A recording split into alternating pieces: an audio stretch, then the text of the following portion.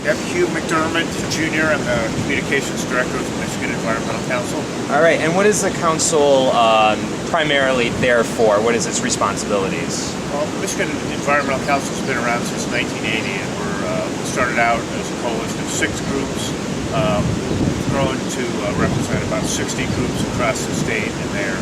Why is water important to the MEC? Well, water's, being in Michigan, we're surrounded by the Great Lakes. We're the only state that's entirely within the Great Lakes Basin.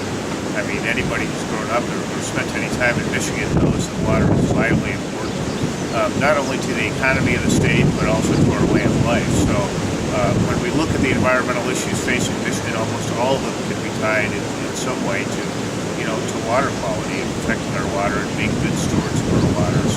So water is, at all times, one of the top issues that we work on in Michigan Environmental Council. How many groups would you say of the, 60 groups, correct? You said roughly, yeah. Roughly around there. How many groups are primarily focused on water, would you say? All the groups that we represent have an interest in water. As far as the ones who have water in their name or are focused almost exclusively on water, probably a handful. But all the groups, even our big member groups that we work with in concert, like the Sierra Club and Clean Water Action, the Ecology Center, Michigan League of Conservation Voters. Water is all vitally important to them in one way or another. No matter what issue you talk about, it always ends up being related to Michigan's water in some way. Fantastic. Can you tell us about what the first Earth Day was like? Well, the first Earth Day was in 1970, and it was an interesting time in our country's history because I think that it was a time of environmental awakening. I think that there were a lot of awful pollution issues. At that time, the Cuyahoga River had caught on fire because there was so much oil in it, and that got a lot of headlines nationally, and it really spurred people to start thinking about what we were doing to our water. Interestingly, the Rouge River in Detroit, that feeds into the Detroit River, also caught on fire during that same period. Really? It didn't get the same kind of headlines. The Chicago River frequently caught on fire, and then there was a river up, I think, in New York.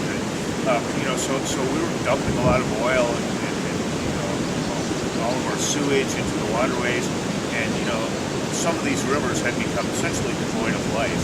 And I think Time Magazine declared Lake Erie dead. Yep. And Senator Gaylord Nelson, the late Senator Gaylord Nelson, started Earth Day, and it was the right idea at the right time, and people across the country really got into it, and it was sort of the symbol of the awakening of the public's consciousness that we can't keep doing this to our natural resources. So, within we're now on year 41. This is the 41st anniversary of Earth Day. Obviously, a large amount of time. What has the evolution been like? How has it become different or grown or evolved since the first Earth Day? Well, it is different. Back in 1970, the sources of pollution and degradation to our waters were pretty easy to see. They were, pipes from factories discharging, raw oil. They were sewage plants discharging, huge volumes of untreated sewage into the water. They were pretty easy to identify, and in a certain sense, they were much easier to fix than the problems we have today because, the Clean Water Act was passed in 1972 with the help of our congressman who's still in office, John Dingell, and that really went a long way toward cleaning up our waterways.